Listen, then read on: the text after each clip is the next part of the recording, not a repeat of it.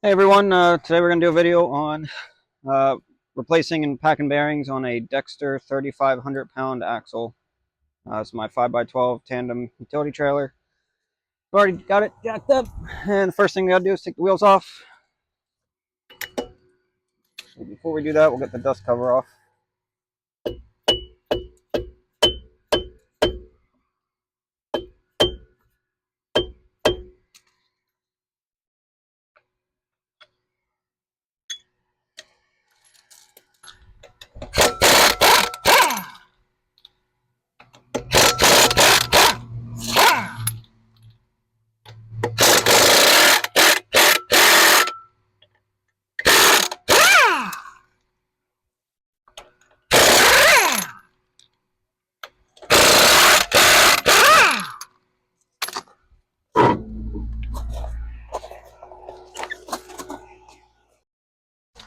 Alright, so now that I've got that off, I'll go ahead and pry the retaining clip off. I know a lot of other ones that I've seen have the cotter pin style. This one, not the easy lube axle or anything like that. The regular basic axle. This one's an 05. From what I know, it's probably the original axle, so I don't know if that's why, but it seems like the retaining style is less popular.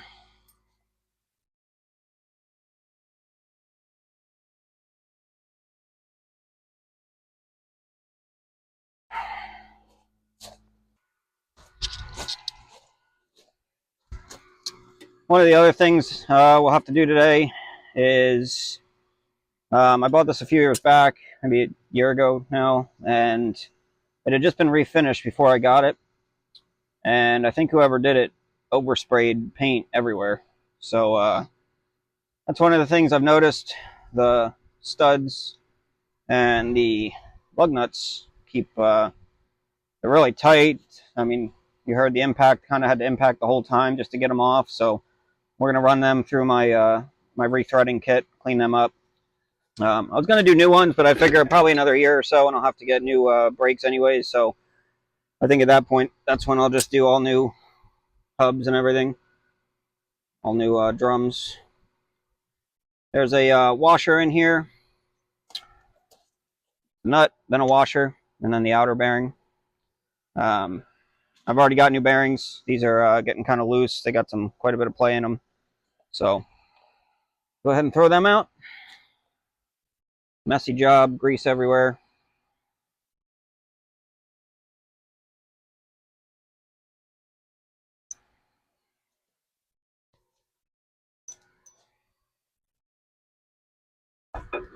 Pull the hub off.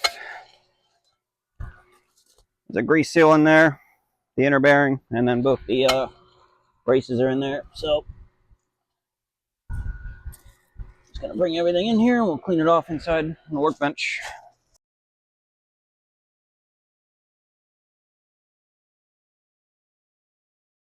All right, first thing to do, clean off all the old grease. This helps to keep from getting it everywhere as you're working.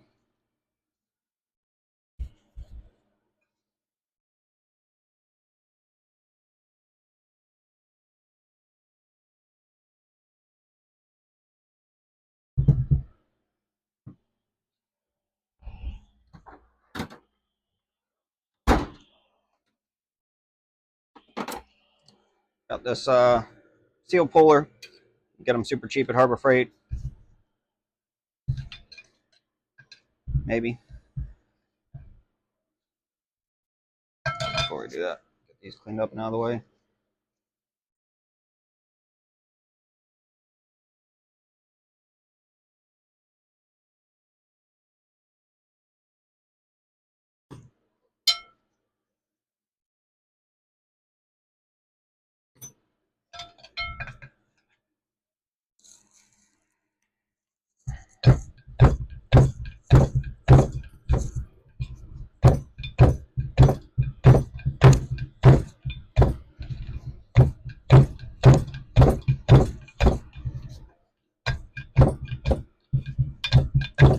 Obviously, this is going to get thrown away. Don't worry about saving any of it.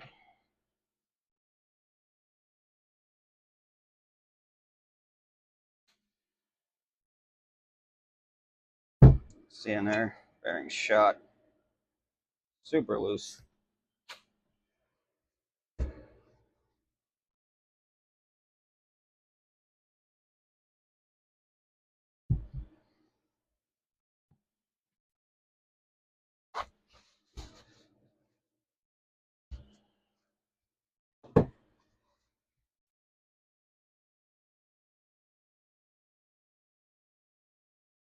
Really like to try to not get grease on the inside of the drum there, so the more you can kind of clean it up before you even start banging these races out, the better.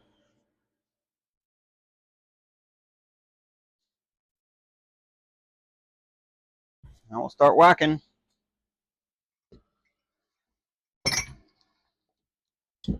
Obviously, punches work usually for this. I actually found when I did the last time I did these flathead demolition screwdrivers seem to work the best, so we'll see.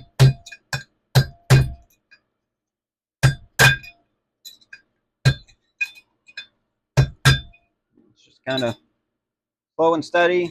We'll tell when it starts moving.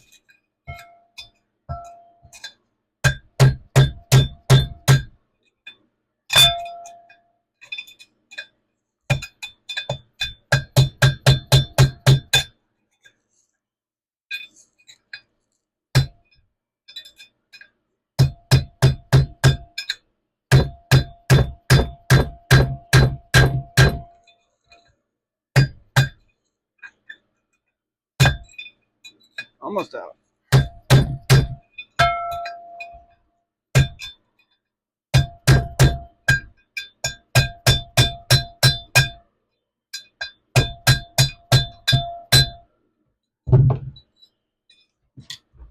Kind of angle it just to keep it, give it some room for it to pop out so you're not hitting against the workbench.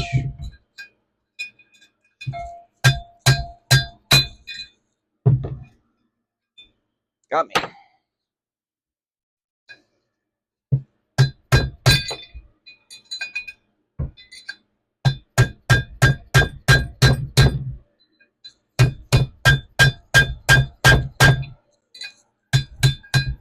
Finally, one down.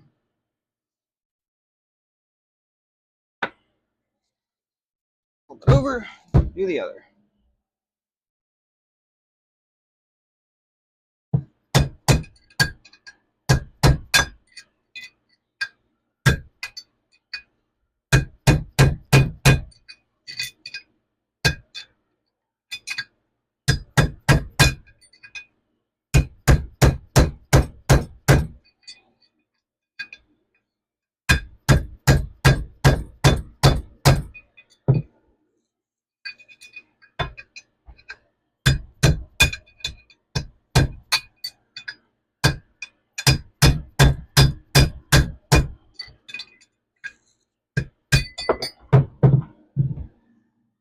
Halfway out. Try one of these.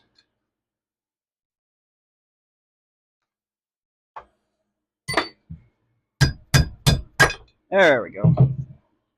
Done that to begin with. All right. Clean out all the old grease. Make sure nothing got on the inside of the drum.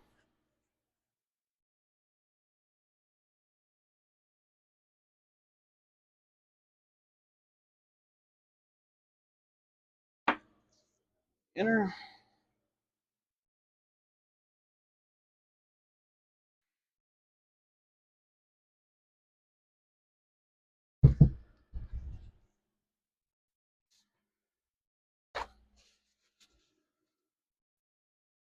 Open up a pack here, and I'll read you the part numbers in case you're doing this.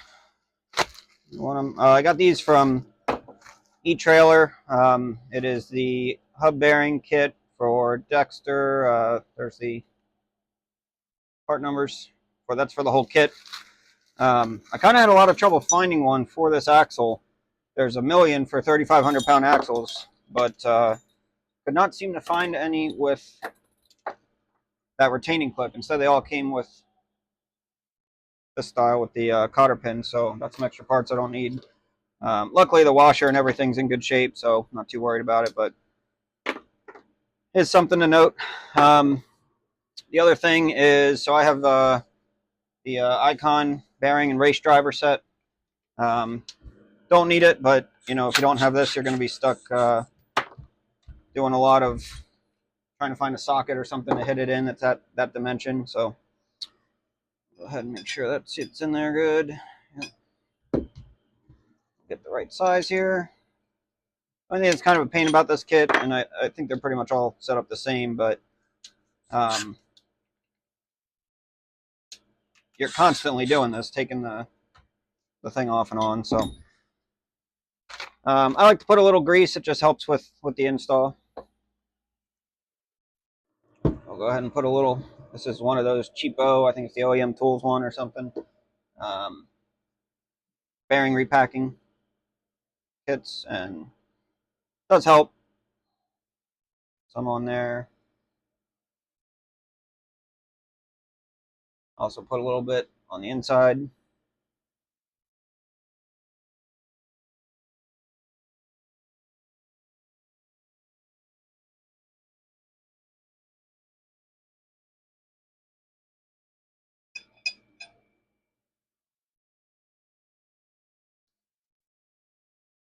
All right, so now we're going to whack the new one in. You'll feel it and you'll hear it when it's fully seated.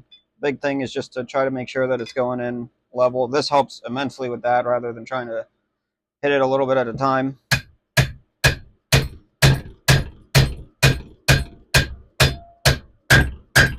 You can hear it, feel it stop there. I've obviously got to do all four, so I'm not going to show you guys all of them. They're all the same. I already did one. This is the second one. We'll flip it over and we'll hit the other one in. You can see how this can kind of get a little bit tedious, constantly changing out the head. The biggest thing would be if I was doing them all at the same time, I could just, you know, I wouldn't have to swap it every single time. I could just do all four of them, have them all lined up. But just with trying to do this around work schedules and all that, doing them one at a time. That way, if I do need the trailer in between, which I don't think I do, but you know, I don't have to worry about trying to put it back together real quick or have it half together, that kind of thing. It goes for inspection next month, so I'm just trying to have it done by then.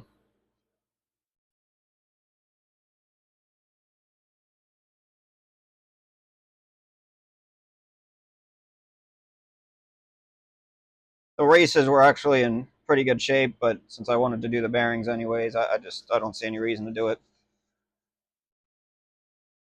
Just half do it. I might as well just do it all at the same time. That way I don't have to worry about it. I was really hoping to buy some like Timkins or some USA bearings. I thought ordering from eTrailer was going to be a little bit higher quality, but just from looking at them, they're just Chinese, so I'm sure they're probably not any better than the ones I took out.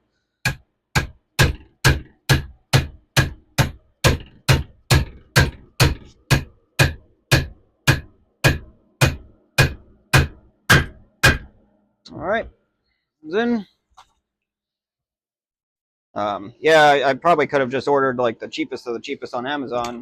I thought getting the ones from eTrailer would be a little bit higher quality, but that doesn't seem to be the case. No big deal.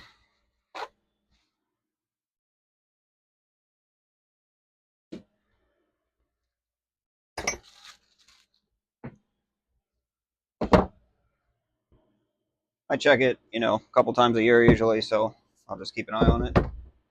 Hold off on the grease seal because I got to put the bearing in. I'm going to move on over to the other workbench, and then I'll show you what we got to do next. So again, I'm going to run my, actually, I'll do it here. I'm going to run my rethreader on the studs and on the lug nuts. I'll just do the, I'll start with the studs here since it already got the camera there.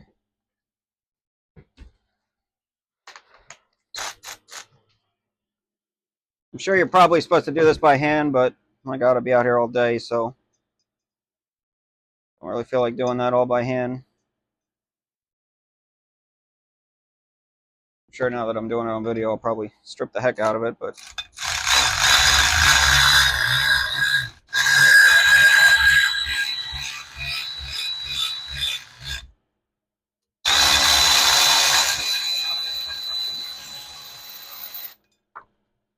I mean, I'm sure it's not going to capture on the video, but the amount of shavings coming off of this, pretty crazy. How much junk was on these.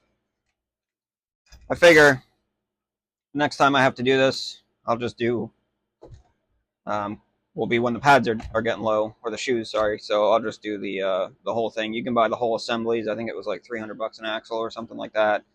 So I'm just basically trying to do this just to get it to last until then.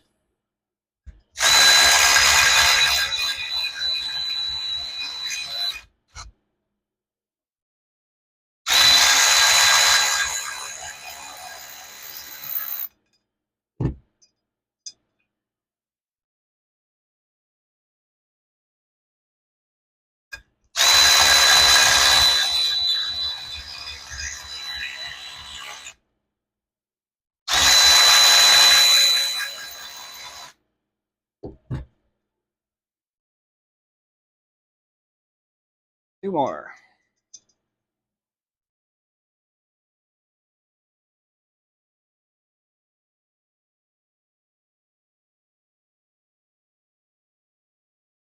This is the Snap-on rethreading kit, 48 piece. It's the same as the Lang, I think is the brand. I had looked briefly for the Lang just to save some money, but I ended up finding this kit on eBay, super cheap. I think you'll probably see that as a common thread in my future videos. I don't think I paid full price for almost any of my tools. I either buy used or I buy, on good sales and stuff. So kind of how I got that. I will say it's amazing. I think it's probably more worth it than a tap and die kit. Obviously, a tap and die kit, if you need it, you need it. But I've used the rethreading kit way more.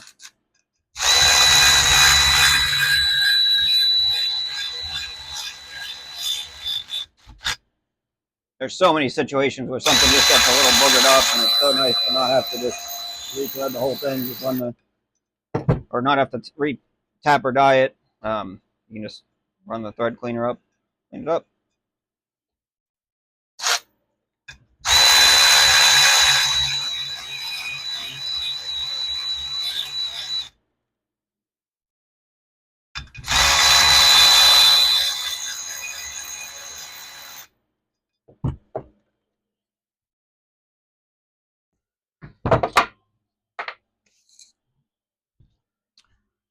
All right, so the hub's done, or the drum, sorry, is done.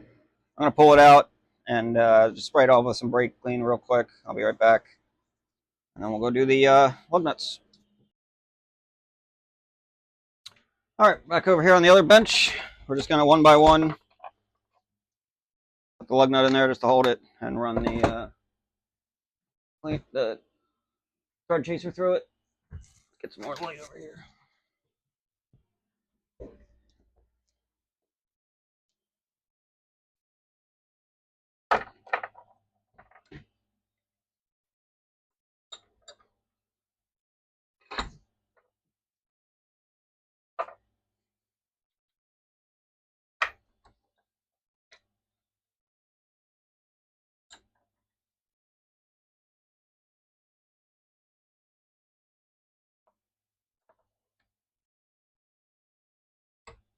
Do two at the same time. I always hand start it at least. I think that's probably the single biggest way you can keep things from getting stripped.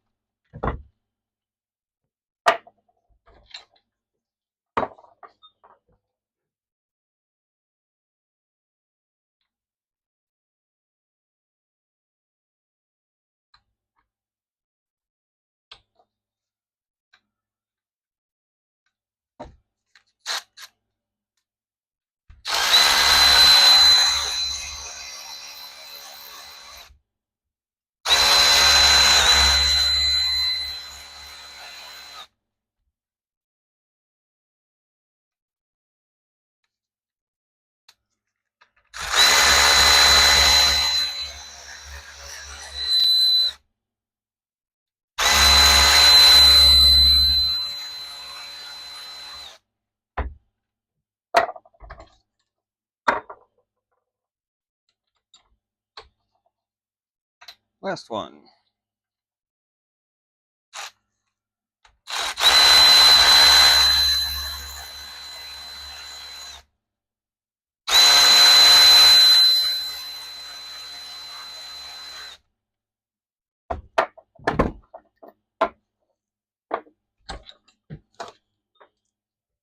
All right, come back over to the other bench.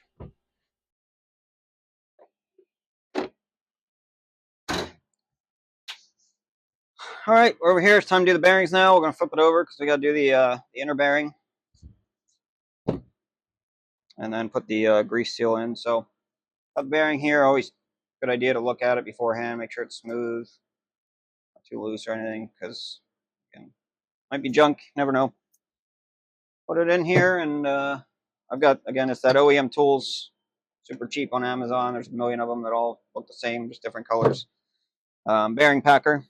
We'll put it in there. I don't think I'm going to be able to really show this on camera very good, so you'll just have to bear with me, but bearing's in there, tighten it down, and all you do is push it down on the top, and it'll push the grease up. I'll show you when it's done. It does take a little bit of force, so it's hard to do up here. I usually put it on the ground and step on it. All right, looks like it's good. It's okay to have some extra grease because you're going to need it. Put all this back together anyways, so a little extra never hurts. That's what it looks like. You can see it's pushed all the way through. Maybe just a hair more there, but it is come through, just not as much. Fully through, it's coming out all little voids. Now I just kind of spread it around.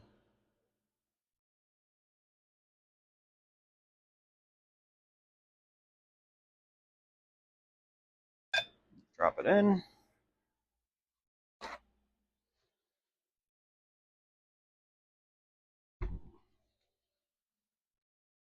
I did print out the instruction manual for this exact axle, and it does say put a little bit of thread sealant on the outside of the grease seal. I don't know. I've never done that. I think it'll be okay. I usually put a little grease actually just to help it go in a little bit better. So we're going to do that. Again, I'm not a professional DIYer, so this is just to show you how I do it. Do it however you want.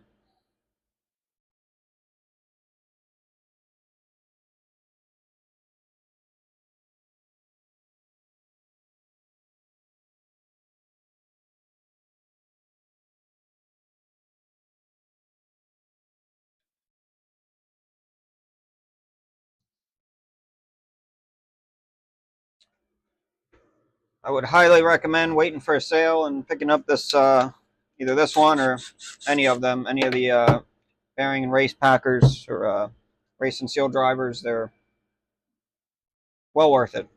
And I mean, I doubt that thing's ever going to break if it does lifetime warranty, anyways. But um, you know, should last a long, long time.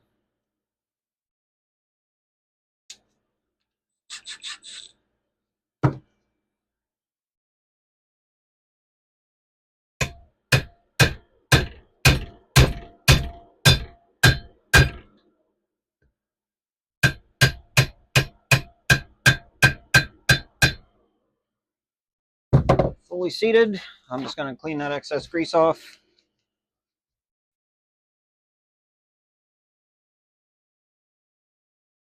Show you how it looks there.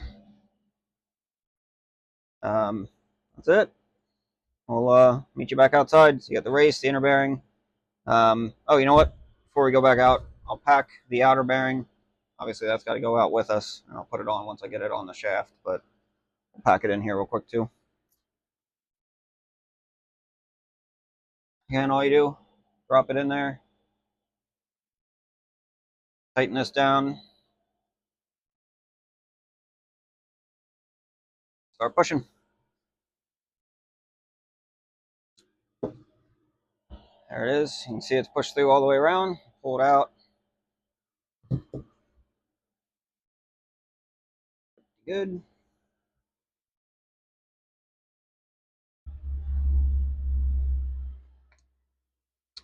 I'm going to leave it in there. It just makes it easy to kind of take it outside without getting everything a mess. I'll meet you guys back out there. All right, one more thing before we head outside here. I went ahead and I wrote down all the part numbers. Pause it there if you need them. And then I also have the part numbers for the races. Like I said, that 40 foot-pounds is for that nut, which you'll see outside. We'll torque it down, and then you back it off. The torque is just to set the bearings, and that is different for different Dexter axles, so make sure you look that up. And then that's what mine calls for, my lug nuts. I've also seen anywhere from like 80 to 120 with those, so look up yours. Again, this is a Dexter 3,500-pound axle, and it's on a 2005 Big Tex 45 LA-12. That's basically a 5x12 tandem. All right, so now we'll head back out. All right, guys, we're outside here. It's a different day. We're on the other side of the trailer now. I'm an idiot, and I forgot to start the video when I did the other side the other day. So, same thing. We got 4 of them, so luckily I got to do this 4 times. So, plenty of time to record everything. So, the first thing I'm going to do is get all the old grease off. I like to put a little bit on there.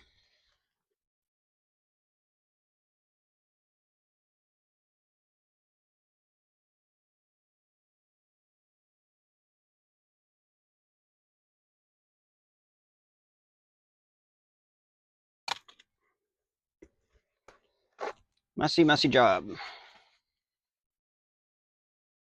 All right, next we'll go ahead and put the drum back on.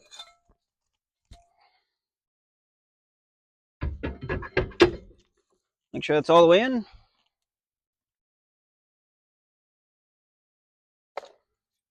Start putting the washer on next. I'm sorry, the bearing on next, the outer bearing.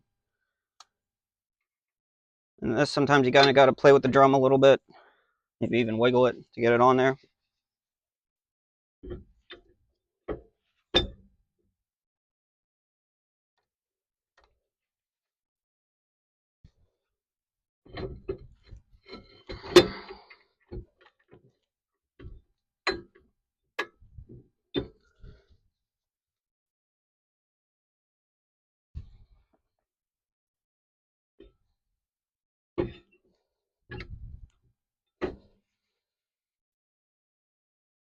Washer and a nut.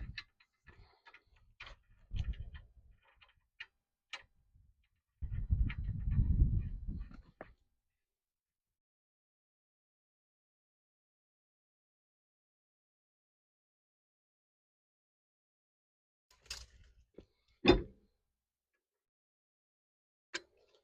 of feel once it lines up. We'll just hand snug it down first.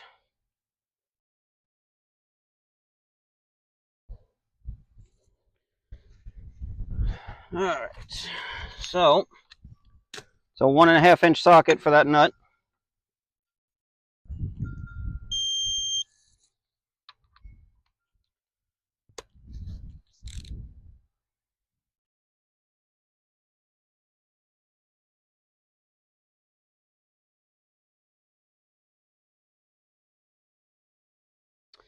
All right, got the torque wrench to 40 foot-pounds. It specifically says as you're tightening to turn the drum.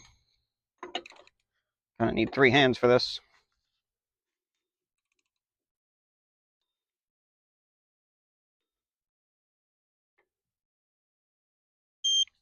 Okay.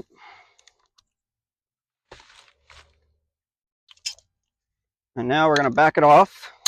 They were pretty specific about saying you never go, if you're ever in question on this, you never go tighter. You always go looser. But said to hold the drum, break the nut loose again.